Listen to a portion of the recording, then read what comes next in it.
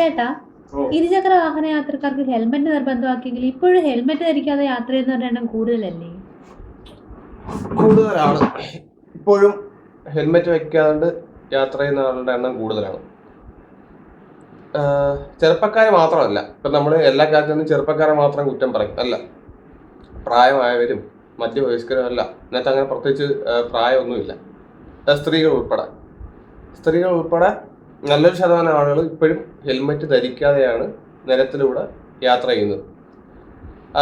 അത് ഒന്നാമത്തെ കാരണം, നമ്മൾ പറയുന്നൊരു കാരണമാണ് അടുത്തോട്ട് പോകുമല്ലേ. അതായത് തൊട്ടടുത്തേക്ക് പോകില്ലേ, മീൻ മേടിക്കാനോ അല്ലെങ്കിൽ റേഷൻ കടയിലേക്കോ. അപ്പോൾ എന്തിനാണ് ഹെൽമെറ്റിന്റെ ആവശ്യകത?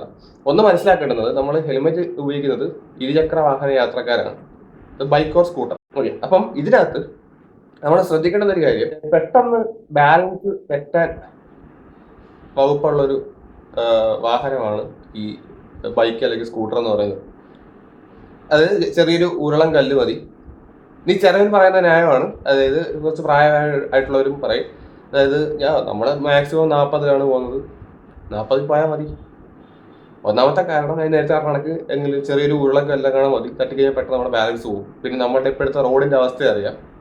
ഇതൊന്നും വേണ്ട, നമ്മൾ മാന്യമായിട്ട് പോയാലും വല്ലവന്മാരും വള്ളിയുമായിട്ട് വന്നോളും. ഓക്കെ, ഇപ്പോഴത്തെ പിള്ളേരുടെ കാര്യം അറിയാമല്ലോ. അത് മോഡിഫിക്കേഷനെ കുറിച്ച് ഞാൻ പറയുന്നില്ല, അല്ലാണ്ട് മോഡിഫൈ ചെയ്തിട്ടുള്ള ബൈക്കിനോട്, സൂപ്പർ ബൈക്കിനകത്തൊക്കെ വന്നിട്ട് ഇങ്ങോട്ട് കൊണ്ട് കയറിക്കോളും. ഓക്കെ, അതായത് അപകടകരമായിട്ട് വാഹനം ഓടിക്കുന്ന ആളുകളുണ്ട്. അപ്പം നമ്മൾ എത്രയൊക്കെ സൂക്ഷിച്ച് പോയി എന്ന് പറഞ്ഞു കഴിഞ്ഞാലും മറ്റുള്ളവർ സൂക്ഷിക്കണമെന്നില്ല. ഒരു പോക്കറ്റ് റോഡിൽ നിന്നൊക്കെ വന്ന് കയറുന്നുണ്ട്, നോക്കാറുണ്ട്. മദ്യപിച്ച് വാഹനം ഓടിക്കുന്ന ആളുകളുണ്ട്. അപ്പം നമ്മളുടെ കാര്യം നമ്മൾ നോക്കുക എന്നുള്ളതാണ്. ഇരുചക്ര വാഹന യാത്രക്കാർ ഹെൽമെറ്റ് ഇട്ടുകൊണ്ട് മാത്രം സുരക്ഷിതരായോ? ഇല്ല, ഹെൽമെറ്റ് ഇട്ടത് കൊണ്ട് മാത്രം സുരക്ഷിതരായില്ല. ഓക്കെ, അതായത് ഇപ്പോഴും ഒരുപാട് ആളുകൾ നിലവാരം കുറഞ്ഞ ഹെൽമെറ്റ് ആണ് യൂസ് ചെയ്തത്, ഇടുന്ന ആളുകൾ. നമ്മൾ വെറുതെ ഹെൽമെറ്റ് വെച്ചു എന്ന് പറഞ്ഞ് സുരക്ഷിതരായി എന്നുള്ള ഒരു ധാരണ തെറ്റാണ്. ഓക്കെ, അതായത് സബ് സ്റ്റാൻഡേർഡ് ക്വാളിറ്റിയുള്ള ഹെൽമെറ്റുകളാണ് മിക്ക ആളുകളും യൂസ് ചെയ്യുന്നത്, ഈ വഴിയോരത്തൊക്കെ വെച്ച് വിൽക്കുന്നത്. അത് നമ്മൾ വില കുറഞ്ഞ സാധനം നോക്കി വാങ്ങിക്കും. വില കുറവായിരിക്കും, അതാണ് അതിന് ക്വാളിറ്റിയും കുറവായിരിക്കും. ഇപ്പം എന്തായാലും നമ്മൾ ബൈക്ക് വാങ്ങിക്കുന്നു. ഓക്കെ, ബൈക്ക് എന്തായാലും ഒരു ഇപ്പോൾ ഇപ്പോഴത്തെ റോഡ് ടാക്സ് എല്ലാം വരുമ്പോൾ 1 lakhന് എബവ് എന്തായാലും അത്യാവശ്യം എന്തായാലും വണ്ടി വരും, വില വരും. അപ്പം ഒരു 5000-ഓ 10,000-ഓ ആയാലും കുഴപ്പമില്ല, അത് നല്ല ഹെൽമെറ്റ് വാങ്ങിച്ച് വെക്കുക. ചുമ്മാ വാങ്ങിച്ചാൽ മാത്രം പോരാ, നമ്മൾ കറക്റ്റായിട്ട് അത് വെക്കണം. ഇനി വെക്കുന്നതിനകത്തൊരു പ്രശ്നമുണ്ട്, വെച്ചാൽ മാത്രം പോരാ, നമ്മൾ അതിൻ്റെ സ്ട്രാപ്പ് ഇടണം. ഓക്കെ, അത്യാവശ്യം നല്ല ഹെൽമെറ്റ് ഒക്കെ ആണെങ്കിൽ നമ്മൾ എന്തായാലും സ്ട്രാപ്പ് ഇട്ടുകൊണ്ടേ പോകത്തുള്ളൂ. ഇനി അത് കണ്ടിച്ച് കാണുന്നവർ കാണും, കാരണം വെക്കാനും ഊരാനുള്ള എളുപ്പത്തിന്. അങ്ങനെ വെച്ചുകൊണ്ട് കാര്യമൊന്നുമില്ല. ഒരു ആക്സിഡന്റ് നടക്കുമ്പോൾ ഇതായിരിക്കും ആദ്യം ഊരി പോകുന്നത്. ഓക്കെ, അപ്പോൾ നമ്മൾ ഹെൽമെറ്റ് വെച്ചു എന്ന് പറഞ്ഞിട്ട് കാര്യമില്ല, ഒന്ന് നിലവാരമുള്ള ഹെൽമെറ്റ് ആയിരിക്കണം. പിന്നെ പറയുമ്പോൾ ഈ ഹെൽമെറ്റിന്റെ മോഡലും കൂടെ ശ്രദ്ധിക്കണം. ഈ സ്ത്രീകൾ ഇടുന്ന ഹെൽമെറ്റ് അത് ഒട്ടും സേഫ് അല്ല. പുരുഷന്മാർക്ക് കണക്ക് വരുന്നുണ്ട്, അതായത് നമ്മുടെ ചിന്നൊന്നും കവർ ചെയ്യാത്ത രീതിയിലുള്ള, ഫേസ് ഒന്നും കവർ ചെയ്യാത്ത രീതിയിലുള്ള. ഒരു ആക്സിഡന്റ് ഒക്കെ നടക്കുന്ന സമയത്ത് നമ്മുടെ ഈ ചിന്നിനൊക്കെ ഇഞ്ചുറി പറ്റാൻ സാധ്യത വളരെയധികം കൂടുതലാണ്. ഓക്കെ,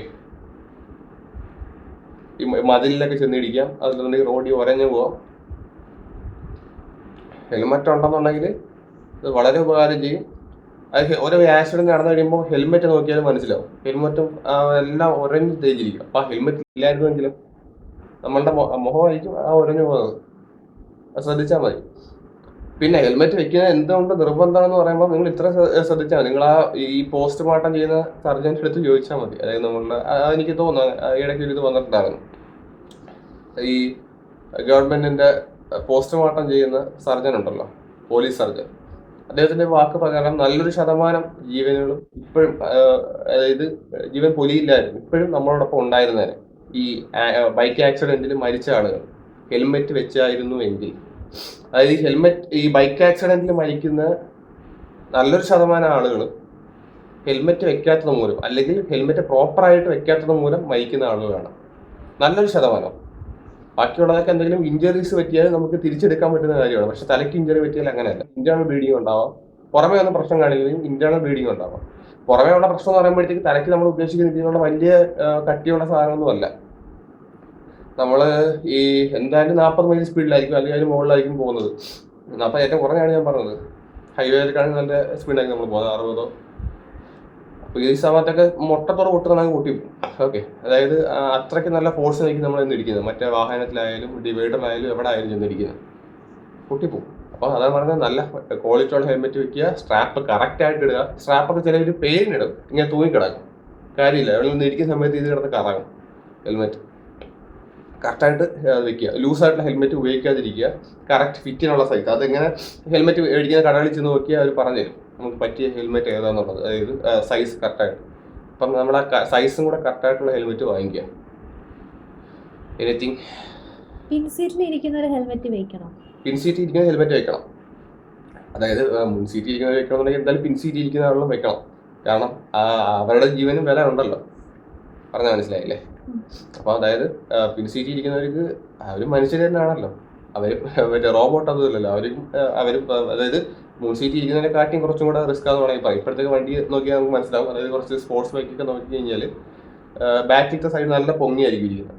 ഒരു ഇടി ഉണ്ടാക്കിയാൽ ഇവ എങ്ങൊന്നില്ലാണ്ട് പോകും, മനസ്സിലായില്ലേ? എങ്ങൊന്നില്ലാണ്ട് പോയി കളയും. അപ്പം അവരെ മസ്റ്റായിട്ടും വയ്ക്കണം. പിന്നെ നമ്മൾ പറയുന്നൊരു ന്യായമാണ്, തോനെയും ഇങ്ങനെ പിൻസീറ്റ് ഇരിക്കുന്ന ഹെൽമെറ്റ് വെക്കണം എന്ന് പറഞ്ഞ സമയത്ത് ഈ സ്ത്രീകളൊക്കെ കുറേ പറഞ്ഞായിരുന്നു വെക്കുന്ന സമയത്ത് മുടിയൊക്കെ കേടാവും. മുടി കേടായാലും കുഴപ്പമില്ല, തല കേടാവത്തില്ലല്ലോ. അതുകൊണ്ട് അത് നമുക്ക്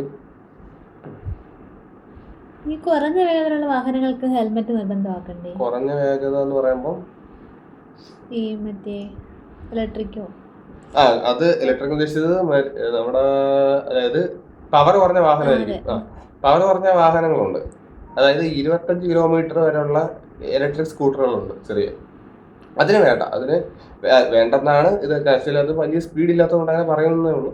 സേഫ്റ്റിക്ക് വേണമെങ്കിൽ വെക്കുന്നതാണ് നല്ലത്. അങ്ങനെ വെക്കുകയാണെങ്കിൽ പിന്നെ സൈക്കിളിൽ പോകുന്നവരും നടന്നു പോകുന്നവരെല്ലാം വെക്കുകയാണെങ്കിൽ സേഫ്റ്റി വെക്കുകയാണെങ്കിൽ. പിന്നെ ബൈക്ക് ഞാൻ പറഞ്ഞ കണക്ക് എന്തായാലും വെച്ച് പറ്റും. കാരണം എന്താ വെച്ചാൽ ബൈക്ക് നമ്മൾ മിനിമം എന്തായാലും 30 above ആയിരിക്കും പോകുന്നത്.